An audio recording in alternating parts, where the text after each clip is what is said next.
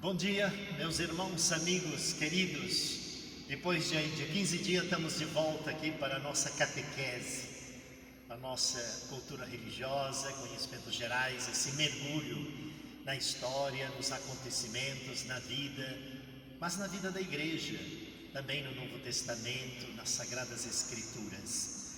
Irmãos queridos, irmãs, eu abro assim o dia de hoje, tão bonito aqui para nós, um pouquinho de nuvens anunciando chuva, ótimo, nesse tempo maravilhoso, estamos precisando mesmo, desde aqui as montanhas das Minas Gerais, para o Brasil, quiçá para o mundo, para nossos conterrâneos, amigos de outros estados e cidades da Federação Brasileira e até mesmo no exterior. Bem-vindo ao nosso Facebook também, ao nosso YouTube, graças à nossa equipe aqui de transmissão, estamos com vocês, não só agora, nesse momento já compartilhando com seguidores, inscritos, como também durante o dia ou durante a semana, muitos vão acessando e compartilhando conosco esta hora, espero, tão agradável e tão abençoada. Em nome do Pai, do Filho e do Espírito Santo, amém. A razão de nós estarmos aqui com vocês, através das redes sociais, falando das coisas da vida, de Deus, de nós. Gostaríamos de intercambiar, mas talvez ainda não é o momento, porque sei que as pessoas já estão encaminhando muitas questões. Mas como eu digo, a gente aqui, o nosso propósito, nosso objetivo é dar uma visão geral, às vezes da experiência da vida, do testemunho, da palavra, da evangelização, da Sagrada Escritura.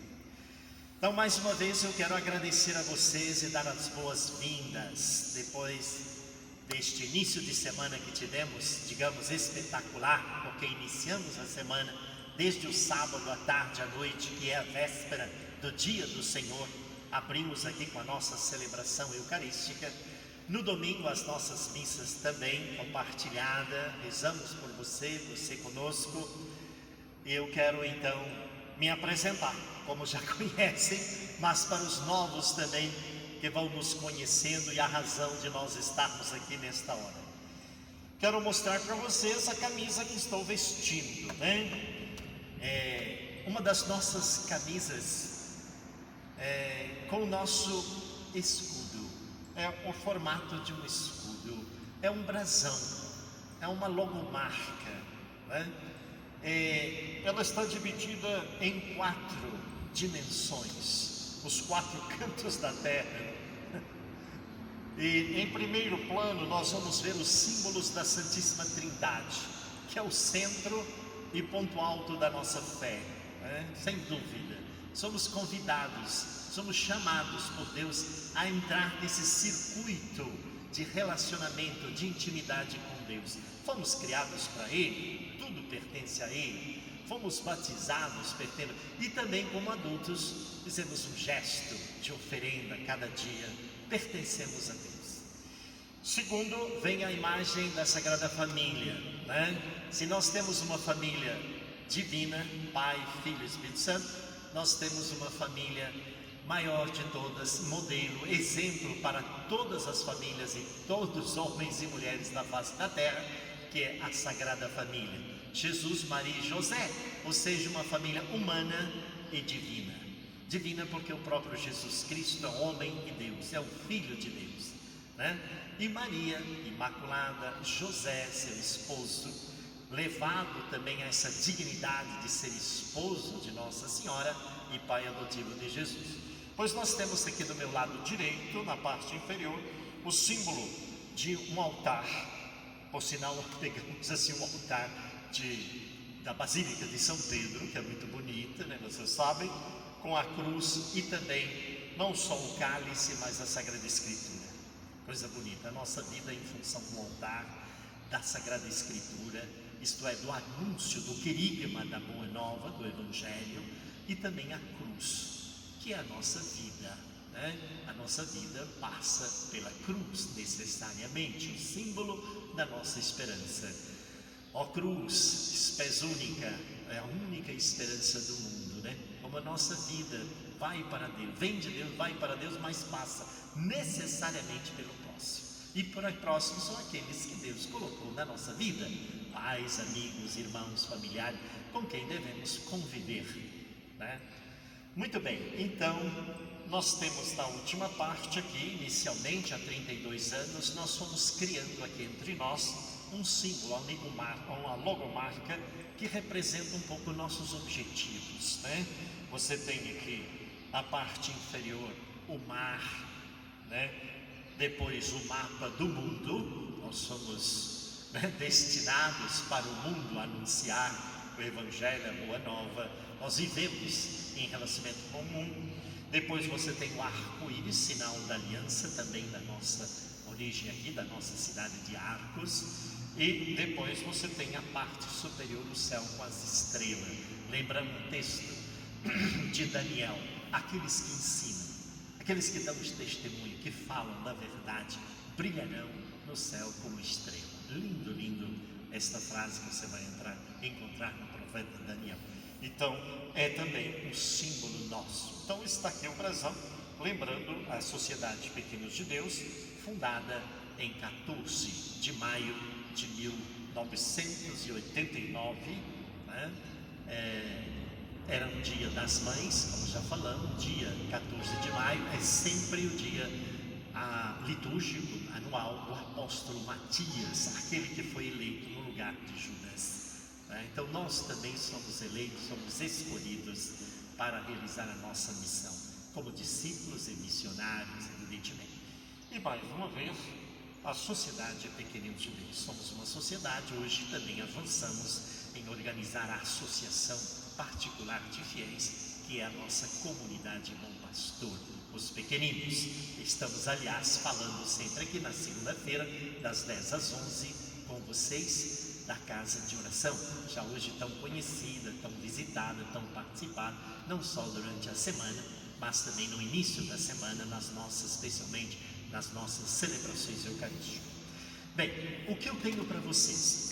Primeiro, como foi pedido e planejado, mais uma reflexão sobre a mensagem desse 29º domingo do tempo comum, que são as leituras deste domingo, ou sábado à tarde, das missas deste domingo, que permeia também, de certo modo, através da oração, de outros textos, durante a semana. E a gente continua fazendo assim uma síntese, né? Aprofundando. Procurei durante a semana meditar, ler vários autores, inclusive em francês, em inglês. Depois também estaremos lendo em espanhol, italiano, que nos é mais acessível. Mas a mensagem, todo mundo é a mesma. Na minha experiência, quando estive na Europa, nos Estados Unidos, sobretudo trabalhando em várias comunidades, estados e comunidades paroquiais, uma experiência muito marcante na minha vida foi tentar falar a linguagem deles. Por exemplo, uma experiência bonita, não só em inglês e francês, mas em espanhol, né, para aqueles povos de vários países da América Latina, um pouquinho cada um com seu sotaque. Então eu me senti feliz depois de algum tempo, já me assimilando mais ao próprio idioma, quando falava nas celebrações, senti um povo muito atento. Maravilhoso, uma experiência, você não falar a sua própria língua, falar a língua do outro, mas sentir aquela acolhida, né? E é interessante porque as nossas celebrações eucarísticas, aqui ou no Japão, ou qualquer lugar do mundo, né, em uma comunidade rural ou no centro de uma metrópole, é a mesma. Vai depender do pregador, né, daquele que preside ou da própria comunidade que acolhe. Então hoje nós temos aqui, nesse fim de semana, vocês que vieram, outros que estão em outras comunidades que vieram aqui, mas também em outras comunidades, ou que então terá essa oportunidade de estar ouvindo. É muito bonito. Dê a César o que é de César e a Deus o que é de Deus. Nós vamos penetrar um pouquinho nestas palavras de Jesus. Claro que muitos de vocês já leram, já meditaram, já ouviram, mas vale a pena retomar. Eu também confesso que durante essa semana, como diz, lendo vários autores sobre esta mensagem deste domingo, me chamou muita atenção, me marcou, sinceramente, né? Então, eu quero dizer o seguinte. Primeiro nós vamos buscar no Antigo Testamento um texto. Eu acho espetacular, né? Uma iluminação, uma inspiração de Deus para a montagem da liturgia, desses textos ao longo desses anos ou do século, porque este ou aquele texto, muito bonito. Depende às vezes de nós fazer esta ponte entre o Antigo e o Novo Testamento, que a gente está aqui tentando também fazer.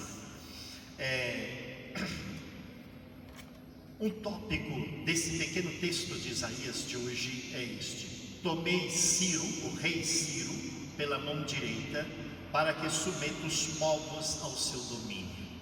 Quero lembrar que no século VIII, 700 e tanto, século VIII antes de Jesus nascer, insisto nisso, para termos uma ideia cronológica dos fatos históricos, sobretudo da igreja ou do povo de Deus, tanto do Antigo como do Novo Testamento hoje, nós, o povo da Nova Aliança, a própria igreja. Então a Palestina, a terra de Jesus na época, lembro que a Palestina, né, era dividida em 3 regiões pequenas, uma faixa de país muito pequena, como o estado do Rio de Janeiro para nós brasileiros. Então no norte a Galileia, guarde bem isso, no centro a Samaria e no sul a Judéia. Um povo israelita, o judeu, né, porque ao longo da história, depois de Davi, ali foram dividindo, né, ou no tempo de Davi, entre a região norte e o sul, ou seja, os israelitas, os judeus, o mesmo povo de Deus da antiga aliança. Então os assírios ou babilônios, né, invadiram e dizimaram a população, Jerusalém, o norte, o sul, etc., e levaram muitos prisioneiros, que ali ficaram no segundo cativeiro por volta de 60 anos. Bom, quase terminando esse período, os persas tomaram Babilônia e estabeleceram um grande império. E ali o rei Ciro, rei dos persas, fez um decreto para todo o seu império, dizendo que os escravos, os povos de outras regiões, pudessem voltar a seus países de origem, incluindo, claro, o povo da antiga aliança, os hebreus, os israelitas, se quiser, né? Bem, mas aí tinha um problema, porque o judeu pensava: o nosso libertador é Deus, como é que pode ser um rei pagão, Ciro, né?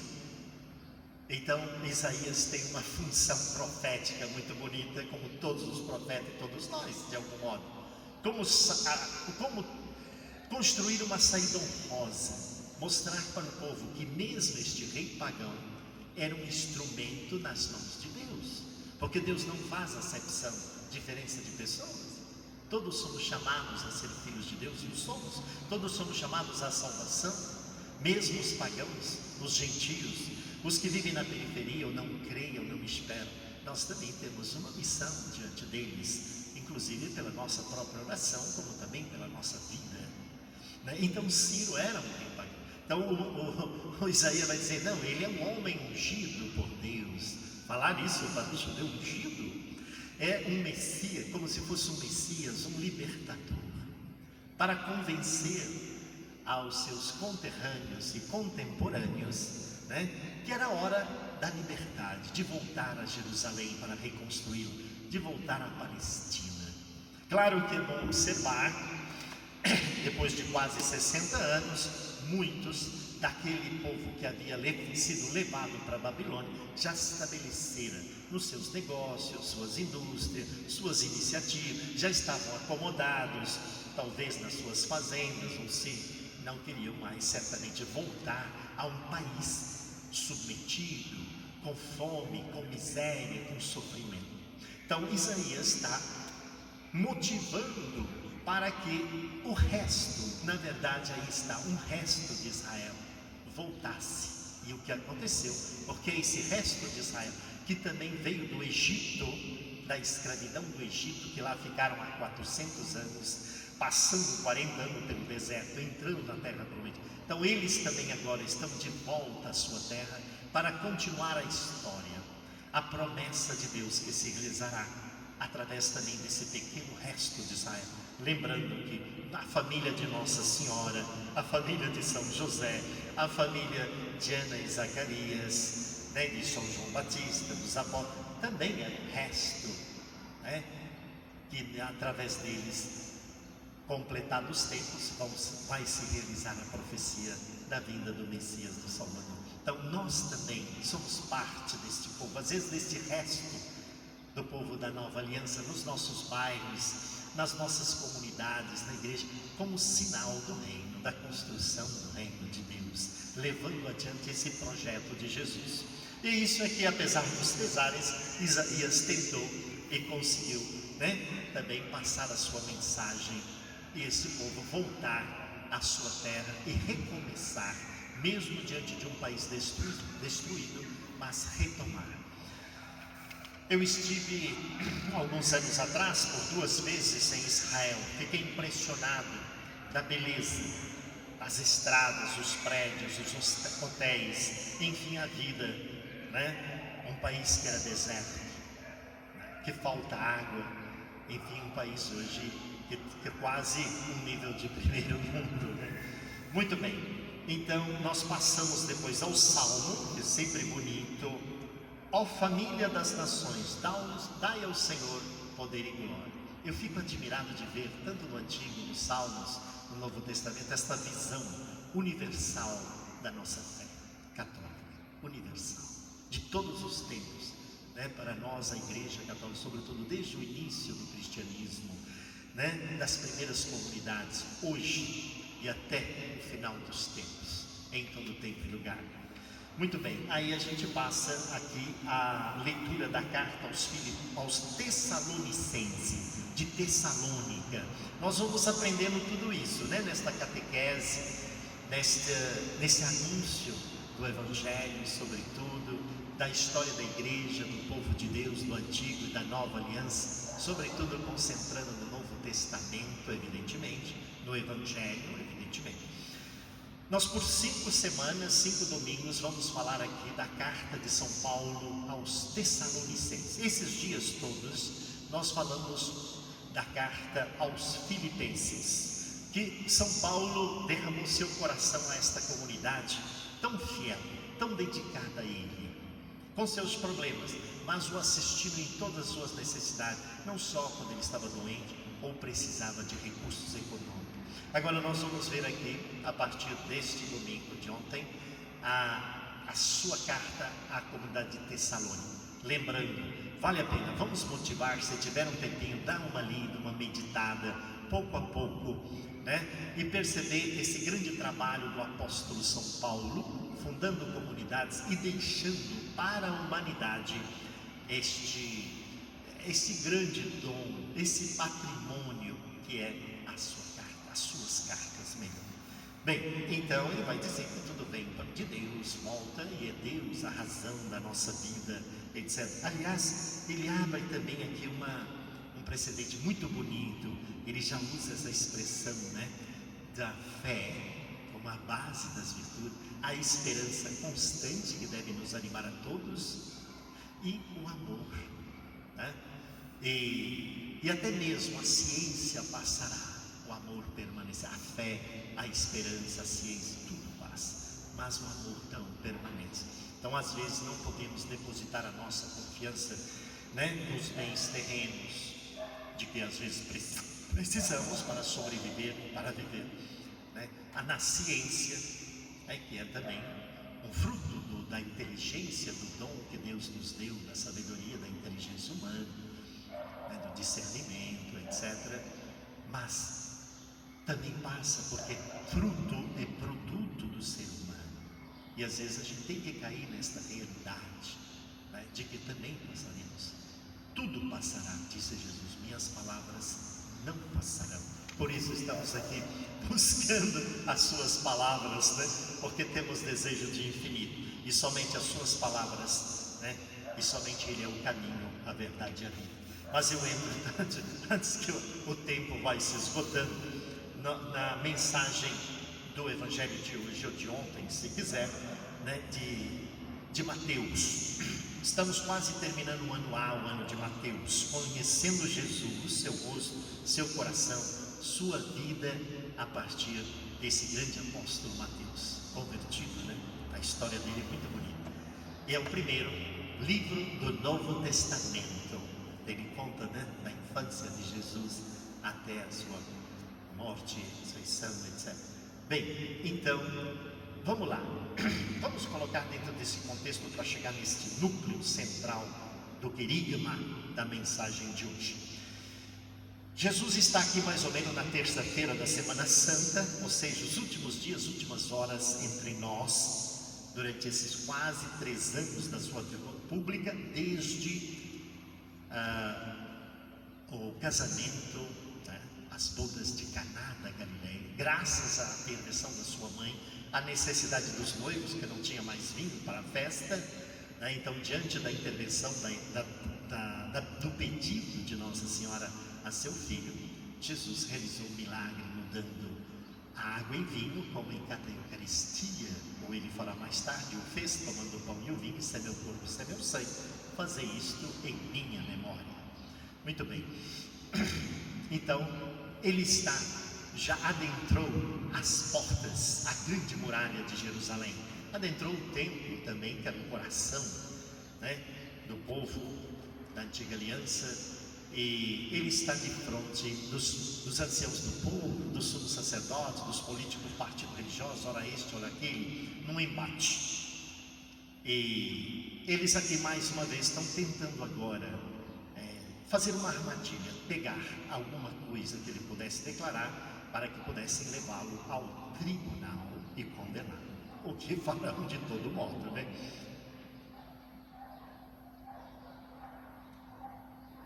Bom, isto segundo os planos dos homens, mas não são os de Deus. Vamos lá. Eu chamo a atenção do texto aqui, que eles arrumam 2 grupos políticos religiosos, entre os outros que existiam. Nós já temos falado.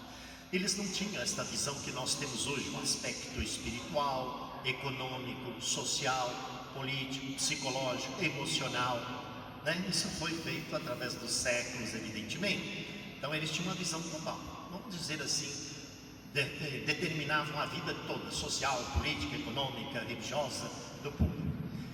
E de uma maneira dominante, claro, evidentemente. Então, 2 grupos deles, chamados fariseus, que tinham uma influência muito grande no meio do povo, e também os herodianos. Quem eram os herodianos? Era o partido de Herodes, familiares, parentes, amigos, né, que davam suporte. Muito bem. Então esses 2 grupos se apresentam diante de Jesus para tentá-lo. E olhem só, começam assim, mestre, que eles não reconheciam como tal. 4 coisas vocês podem acompanhar conosco aqui nesta bajulação e o perigo dos elogios. Primeiro, sabemos que és verdadeiro. Estranho, né? Segundo, ensinas o caminho de Deus, que eles nunca acreditaram.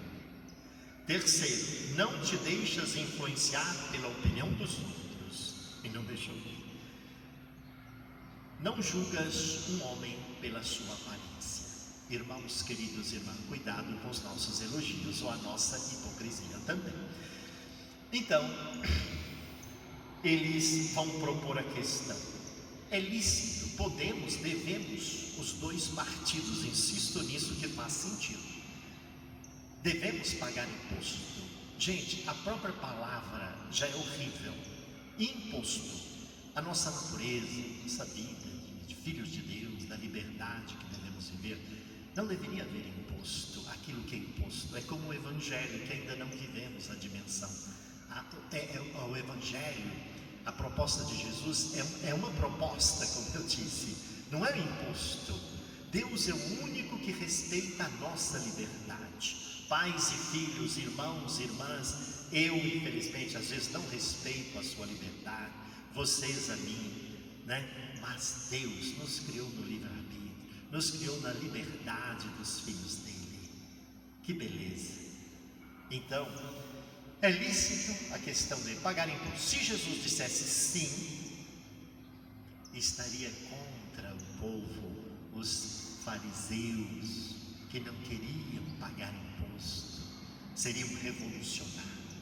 Se ele dissesse não, estaria indo contra o poder dominante na pessoa de Herodes, que cobrava os romanos pesados impostos sobre aquele povo.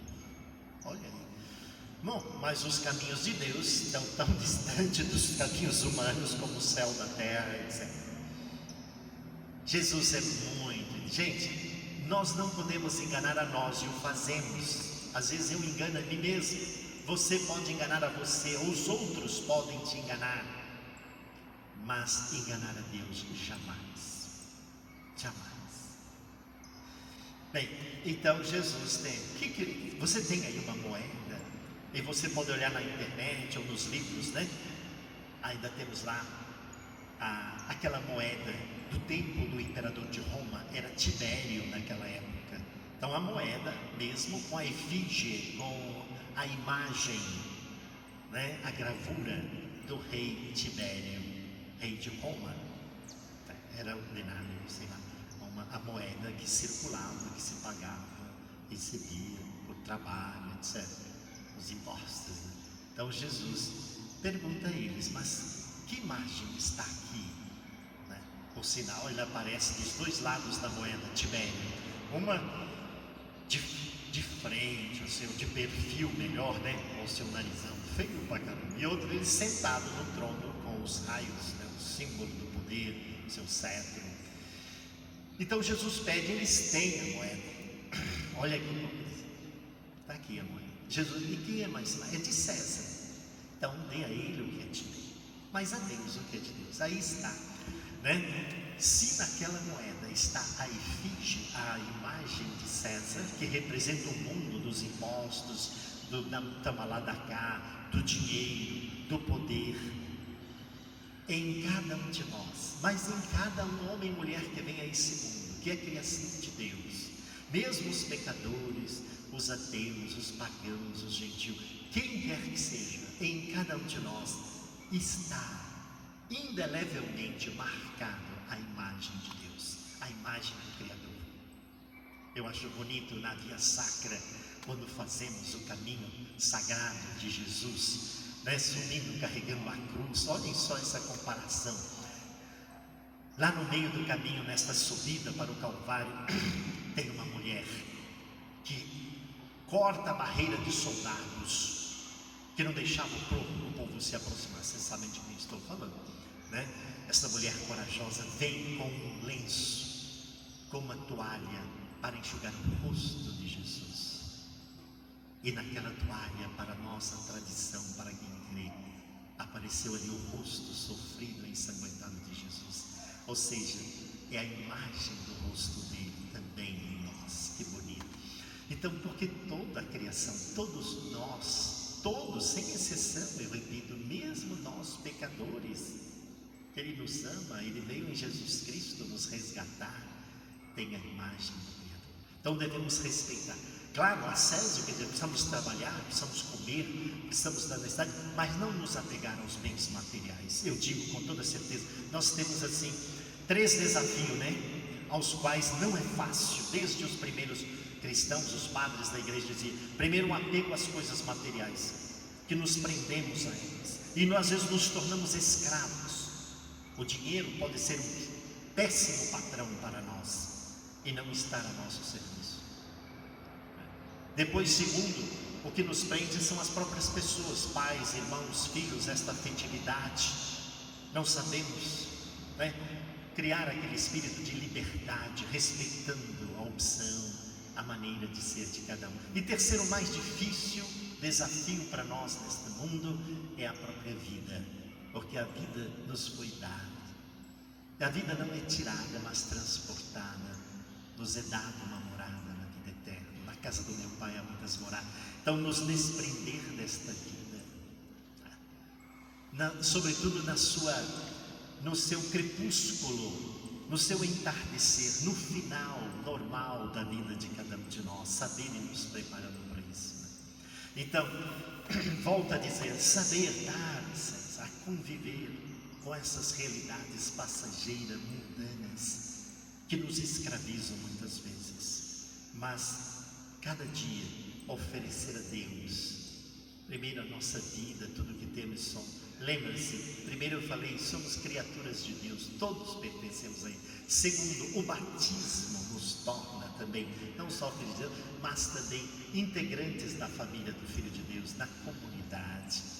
Terceiro, como adultos, no casamento, na vida consagrada ou ministerial, nós nos comprometemos, né? Nós nos entregamos a Deus. Olhem só. Então, Jesus respondeu com um forte palavrão. Vocês sabem muito bem, né? Palavras feias, sujas que falamos, infelizmente ouvimos. Então Jesus usou para eles uma terrível definição. Hipócritas. Também é o nosso risco na sociedade, no mundo em que vivemos. Às vezes um mundo hipócrita, né? E nós também podemos consumir no dia a dia este veneno da hipocrisia. Então, dá a César o que é de César e a Deus o que é de Deus. Nessa primeira meia hora que eu agradeço a vocês e vou continuando, lembrando então aqui rapidamente nesta catequese, tanta coisa bonita, lembrando meu tempo não só de estudante, durante muitos anos tive a oportunidade não só de passar no primeiro grau, no segundo grau, mas também nas universidades, não só no Brasil, como a USP, como a PUC de São Paulo, como de Teologia, de Sociologia, na PUC de Campinas, várias escolas, cursos que tive assim, durante estudante no meu ministério também, estar sempre acompanhando meus estudos, mas também no exterior, né? Sou nos Estados Unidos, várias universidades, né? Em Nova York, Nova Jersey, também em Boston, na Universidade de Harvard, onde a gente pôde fazer alguns cursos nesse sentido, e depois como professor também de cultura religiosa. Então esta oportunidade hoje nas redes sociais, aqui desde a casa de oração, a gente aceitou esse desafio, ainda que seja para um pequeno grupo ou algumas pessoas interessadas, eu fico muito feliz. Quero lembrar então que segunda-feira passada não tivemos por causa que era um feriado, mas para nós católicos, sobretudo, mais que um feriado, um dia santo, dedicado à padroeira do Brasil, Nossa Senhora, né? Que tem esses infinitos títulos, desde o primeiro do século IV, no ano 300 e tanto, no concílio de Éfeso, né? Que os padres da igreja carimbaram, assinaram, assumiram. Nossa Senhora é Mãe de Deus, por sinal, a nossa padroeira também, junto com seu filho Jesus Bom Pastor, aqui nesta pequenina comunidade dos pequeninos. Nós a invocamos também com esse título, que é também o primeiro da ladainha, Nossa Senhora Mãe de Deus. E aí vem, consequentemente, os vários, né? Também para nós chamamos Mãe dos Pequeninos, Nossa Senhora Aparecida. Então um dia especial que tivemos lá na primeira extensão das obras dos pequeninos, no bairro Floresta, Casa Nossa Senhora Aparecida, fundada há 19 anos, se quiser, também no dia de Nossa Senhora Aparecida. Obrigado lá à comunidade que se preparou muito bem, muitas pessoas, né?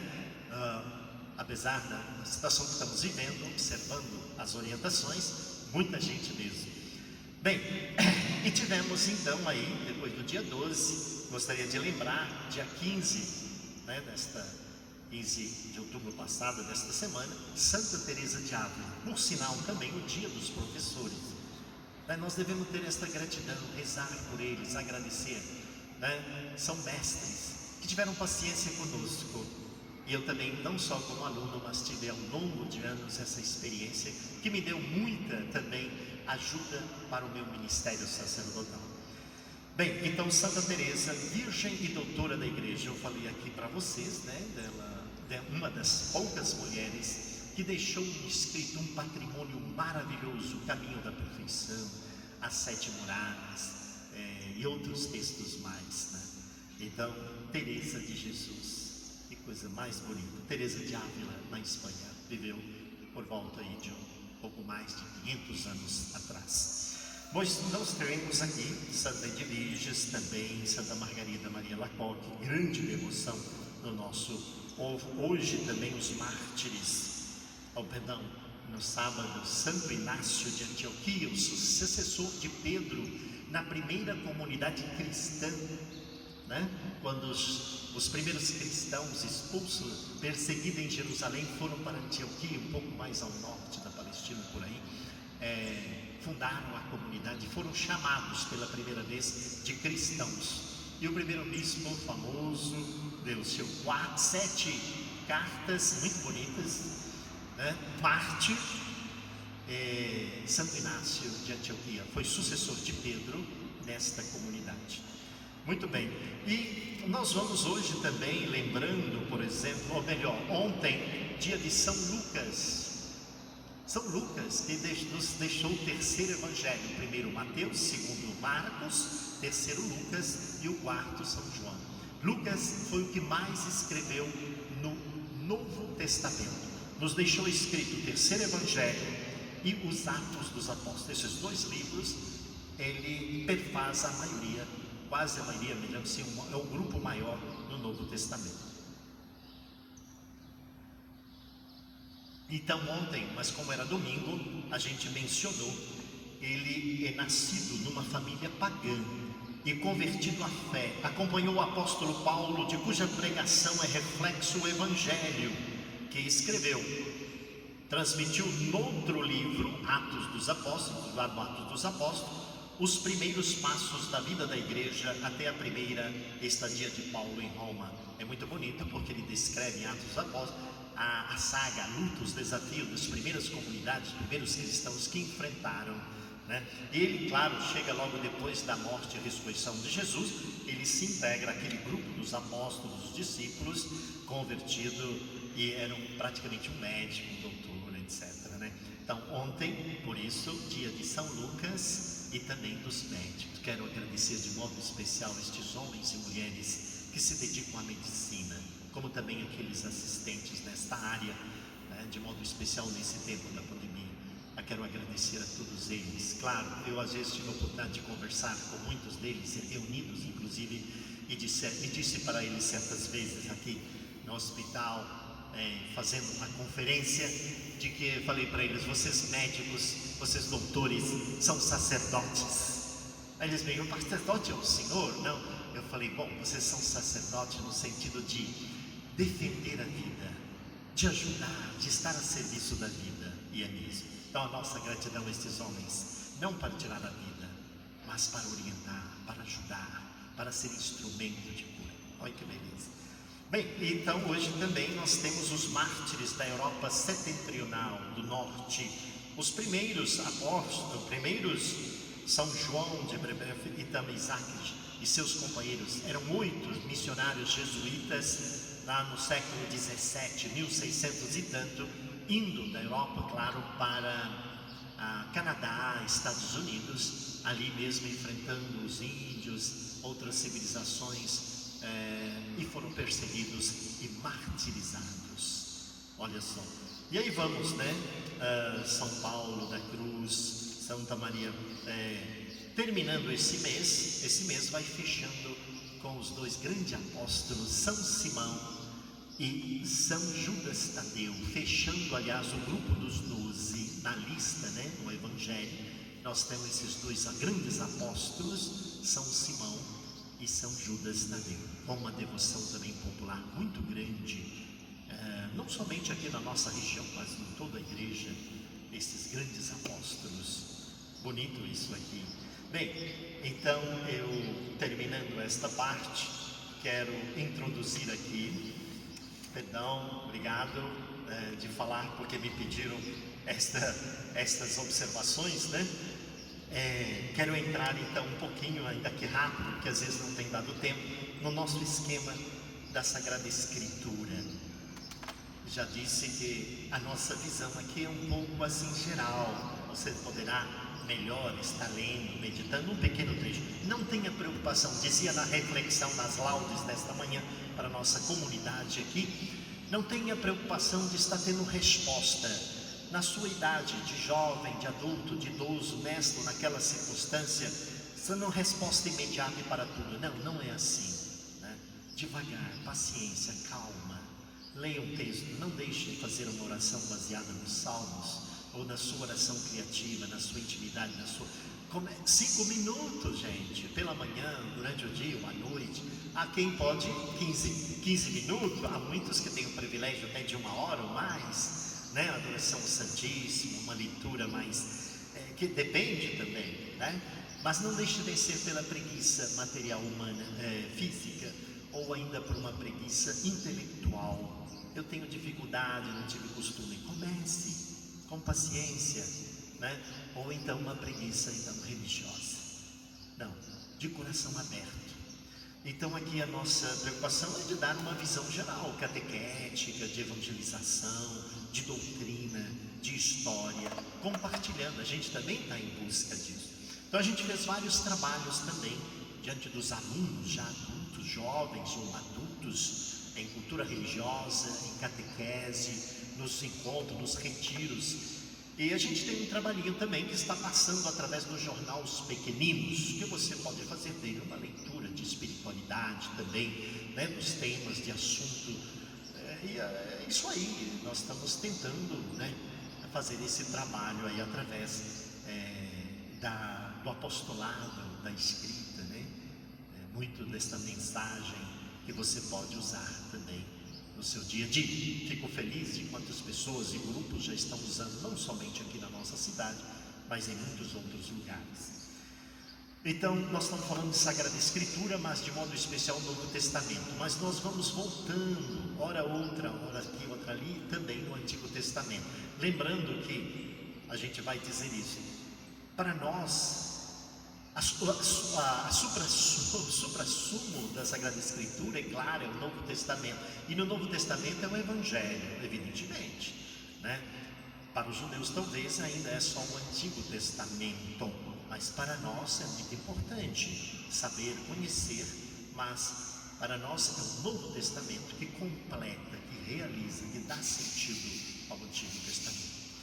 Ou seja, os fatos, as pessoas estão sempre em direção à pessoa e à missão de Cristo, como depois dele, os apóstolos, discípulos, missionários, nós, catequistas, todos, qualquer um leigo, religioso, sempre também em razão de Jesus Cristo. Ele é o centro da história.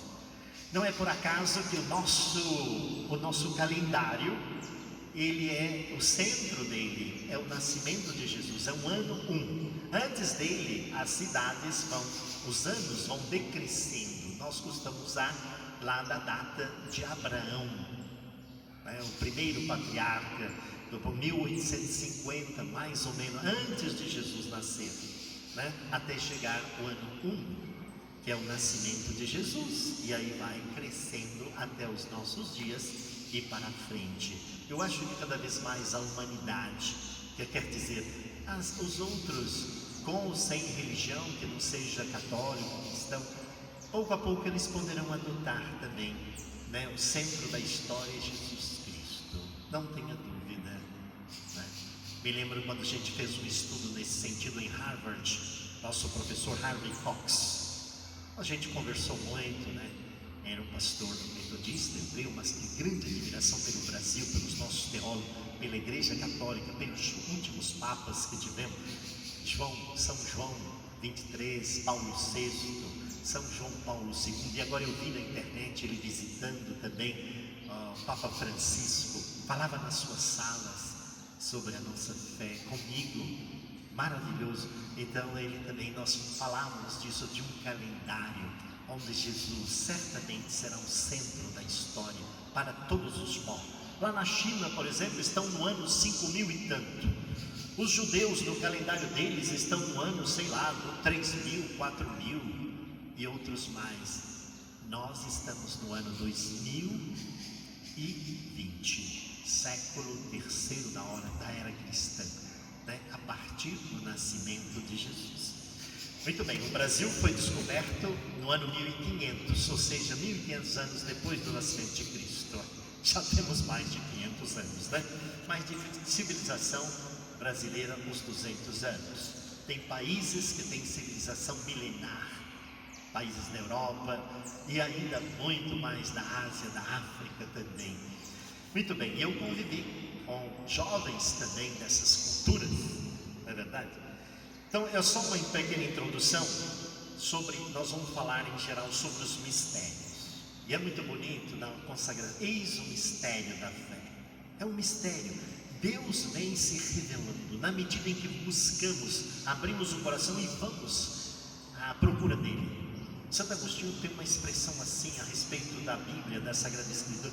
A gente precisa ler de coração aberto, mesmo os que não creem, não ter preconceito, não se fechar sobre si, né? A graça de Deus vem também ao nosso encontro e vai nos revelando. Então são realidades históricas, já falei da história e da fé. Por exemplo, no Evangelho de hoje nós falamos do rei Ciro. É uma realidade histórica, existiu realmente um chefe político, um rei dos persas e medas, coisa assim. Também fui professor nesse sentido. Ele existiu, como Herodes no tempo de Jesus. Às vezes não acreditamos em Jesus e acreditamos nesses homens, não é verdade? Então é uma história, uma realidade histórica, científica, comprovada, mas também de fé. Acreditar em Jesus como Filho de Deus é um dom, é uma graça, né? É a fé. Muito bem.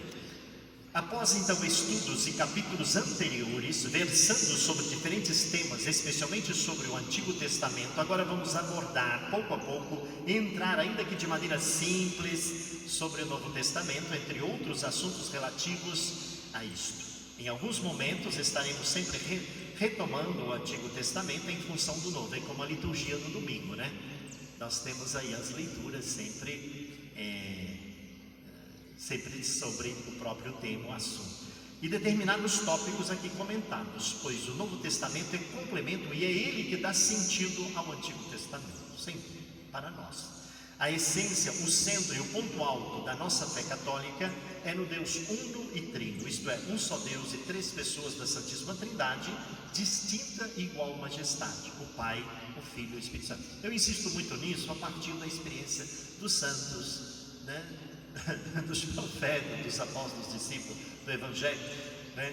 É bonito nós termos a devoção a Nossa Senhora, né? Santa Bernadette, aqui temos, né, esta manifestação de Maria, né, ao longo da história, naquele país, não é verdade? Os santos que celebramos, mas tudo eles, de modo estão em função de Jesus. Ele é a revelação do Pai. Quem me vê, vê o Pai. Até os apóstolos, até Filipe, um dos apóstolos, Senhor, mostra-nos o Pai. Eu gosto muito disso. Felipe, eu estou com todos vocês, quem me vê, vê o Pai. Olha que expressão linda, né? Ele é o rosto de Deus, né? Do Deus Pai. Então lembrar que as devoções nossas, as orações, tudo é muito bonito, mas sempre em direção à Santíssima Trindade. Eu dizia da camisa, né? Para nós também, o símbolo da Santíssima Trindade, que é um exemplo para a comunidade, a família perfeita, né? Façamos o homem, né? As palavras primeiras do Antigo, o homem é a nossa imagem e semelhança. Lembrando então do Evangelho de hoje, se na moeda está, ou de ontem ou de hoje, ou não importa, que os anos, que são coisas passageiras, são como a amêndoa, né? Precisamos tomar cuidado com as nossas mãos também, de lavar, de pegar. Está gravada em nós a imagem de Deus, imagem e semelhança de Deus em cada um de nós. Por isso devemos respeitar, amar a dificuldade que temos de ver na pessoa do pobre, do sujo, do miserável, do feio, do desgastado, do desonrado, a pessoa de Jesus. E são os que Jesus mais ama e resgata. Olha que coisa bonita, que às vezes ainda não nos demos conta. Único e verdadeiro Deus, em síntese, então, Pai, Filho e Espírito Santo, pois o Pai é nosso Criador. Porém, os três juntos e sempre presente, mas nós podemos dizer, Ele é o Criador e que dá vida. Jesus é que nos redime por causa do pecado. Deus criou tudo perfeito, mas infelizmente nós não passamos no teste, os nossos antecessores, né? Então Jesus veio resgatar, por isso se encarnou. Ele, uma pessoa, Jesus, duas naturezas, a humana, menos o pecado, e ao mesmo tempo Deus, o Filho de Deus. Isso é um mistério, um ato de fé, evidentemente. E o Espírito Santo, a continuação desse projeto, que coisa mais bonita, o Espírito, né? Que nos santifica, nos purifica, nós estamos passando num momento histórico em todo o mundo, pela primeira vez, uma coisa assim, geral, né? Pan significa toda, pandemia. Hoje o mundo tornou uma aldeia, então Nós precisamos, como diz o Papa Francisco muito bem, é uma provação. E ele é um dos primeiros, o maior provado. Nossa, que tem a visão da igreja em todo o mundo. Talvez seja o homem mais poderoso do mundo no sentido moral, né, espiritual diante de Deus, porque os outros são passageiros, hoje, amanhã, né? Mas ele é este homem de Deus, da sucessão dos apóstolos, coisa bonita. Mas eu acrescento nas palavras dele, quando diz de provação para a humanidade, todos, também de purificação.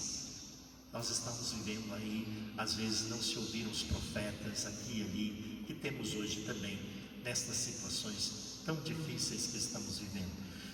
Então, ele nos purifica também, nos prova e nos ajuda, vamos passando por isso. Então, veja bem, eles estão presentes e agem juntos em comunidade, na história da humanidade, no povo de Deus, na igreja, entre os homens.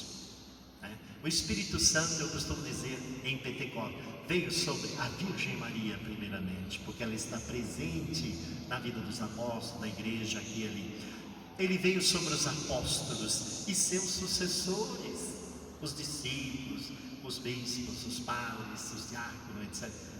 Terceiro, sobre a igreja toda, e nós somos igreja, nós somos batizados. Finalmente o Espírito Santo, ele não tem fronteiras, ele vem sobre todos. Ele dá inteligência, dá o discernimento, né? É preciso olhos de fé, coração puro e manso, cheio de esperança, e mãos que se abrem, abençoam e agem com amor. Lembra na ressurreição de Cristo? As várias narrativas após ele ressuscitar, a um, a Tomé, ao outro, né? A João, a Pedro, a Paulo, de modo de fé, a mim, a você, de algum modo ele se revela. Precisamos ter olhos de fé, coração aberto. Que coisa bonita. Esta é uma história verdadeira, autêntica, real, comprovada, científica, mas é sobretudo uma realidade de fé, dom de Deus, revelado aos que acolhem, creem, esperam e amam de coração sua palavra divina.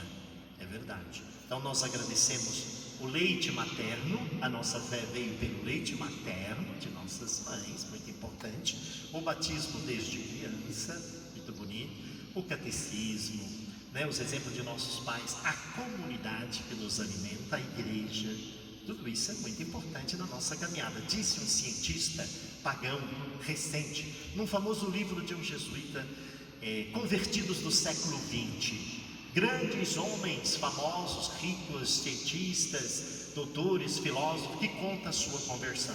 E um deles, que morava aí perto na praça principal de Paris, em frente à grande catedral de Notre Dame, ele via aquele povão, vários de países do mundo. Eu tive ali várias vezes, entrando nessa belíssima catedral de Paris, de Notre Dame, de Nossa Senhora, Notre Dame, quer dizer, de Nossa Senhora. Então esse grande cientista conhecido, que era pagão, fazia questão de dizer isso, que era ateu. Então ele dizia assim, mas esse povo de todo mundo entrando e saindo diante dessa igreja, o que tem lá dentro? Ele contando isso na sua biografia. Então ele entra lá para saber. Então ele diz na sua biografia, eu entrei um ateu e saí um cristão. Que coisa bonita. Então é uma graça. Aí ele continua falando o seguinte na sua biografia. Ele fala assim, para vocês cristãos que receberam a fé do leite materno de seus pais, da comunidade, é tranquilo, mas para nós que não tivemos esse dom, esse privilégio, é um parto dolorido, sofrido, e é verdade. Acolher, aceitar, rezar e amar sempre sem medida é o que melhor se pode fazer, e é mesmo. Não deixar jamais a oração. Um dia vi um testemunho de alguém que dizia, da necessidade nesse tempo, para resolver os nossos problemas pessoais, descansar, lazer, mas também não deixar de lado a oração. Quando ele disse oração, os outros o ridicularizaram. Eu fiquei assim meio chateado, porque esta é a parte. Jamais deixemos a oração na nossa vida. Completado e na plenitude dos tempos, Deus Pai se revelou na pessoa de seu Filho Jesus Cristo, por ação e obra também do Espírito Santo. Primeiras promessas, lá no Antigo Testamento, na criação, na preparação do povo, depois a concretização desse mistério, a manifestação do nascimento de Jesus, e terminada a sua missão, a continuação do Espírito Santo.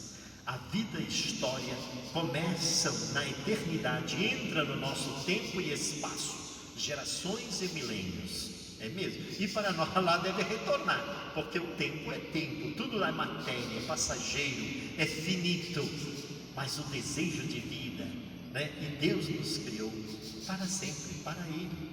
Nossos efêmeros dias na face da terra são limitados ao tempo e ao espaço. Ontem foi ontem, domingo hoje é hoje, vai passar, amanhã será amanhã, os anos, o século. Eu me lembro na passagem do segundo para o terceiro milênio, ou seja, do século 20 para 21, do ano 1999 para o ano 2000, coisa assim. Um só instante nós já estávamos no outro ano, no outro século, século 21 e no terceiro milênio. Então, em que vivemos, somos e existimos. Deus nos ama, assim como nos conhece, nos chama pelo nome desde a eternidade. Nos recorda os textos bíblicos, tanto do Antigo como do Novo Testamento. Os profetas, os apóstolos, santos, os fiéis falam disto. Olhem só, Ele, Deus, nos chama, nos conhece desde a eternidade. Mas é preciso chegar o nosso tempo, como chegará daqueles que ainda virão até o final dos tempos. Mais do que, eu digo assim, as pessoas ficam falando, não, padre, está terminando, o mundo vai acabar. Como para mim, para você, para a nossa geração, sim, como as outras. Mas por que os outros não terão direito de existir?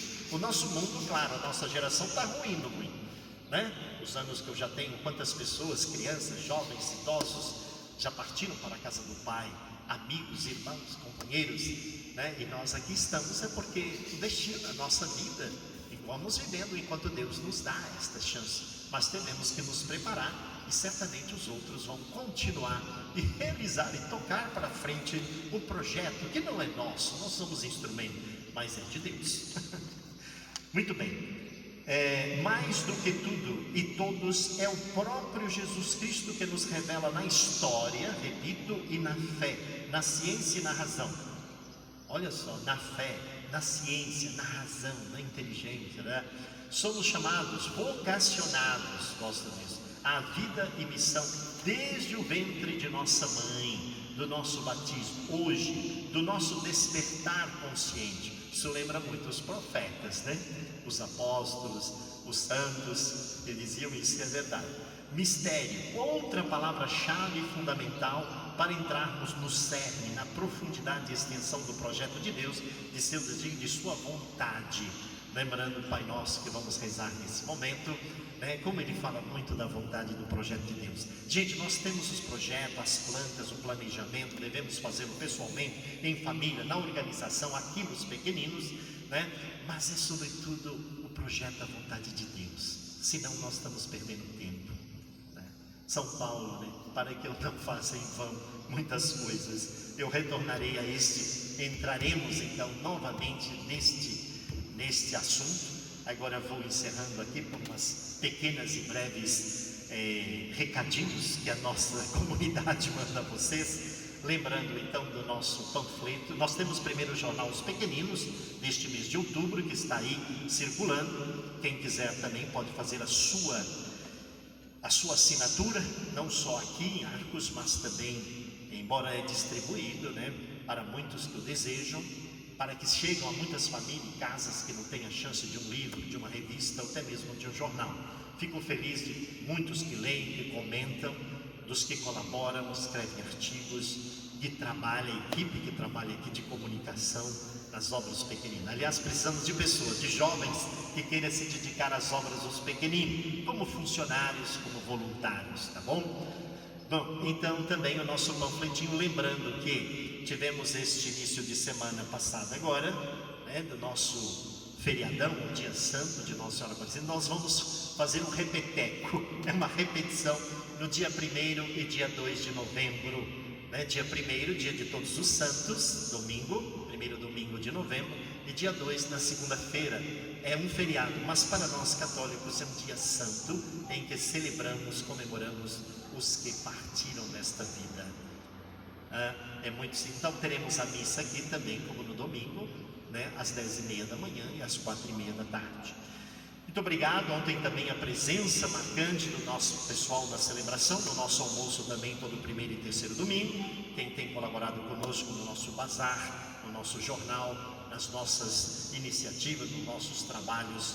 Nós agradecemos e peço a vocês rezarmos juntos esta singela Ave Maria, para que através das mãos e o coração da Virgem Maria leve a seu Filho Jesus nossos agradecimentos, nosso louvor, nossos pedidos, nossos projetos. Ave Maria, cheia de graça, o Senhor é convosco. Bendita sois vós entre as mulheres, e bendito é o fruto do vosso ventre, Jesus. Santa Maria, Mãe de Deus, rogai por nós agora e na hora de nossa morte. Amém. O Senhor esteja convosco, Ele está no meio de nós. Pela intercessão da Virgem Maria, de São José e todos os santos, abençoe-nos a todos, o Pai, o Filho e o Espírito Santo. Muito obrigado, uma boa tarde para todos, uma boa semana e até segunda-feira, se Deus quiser.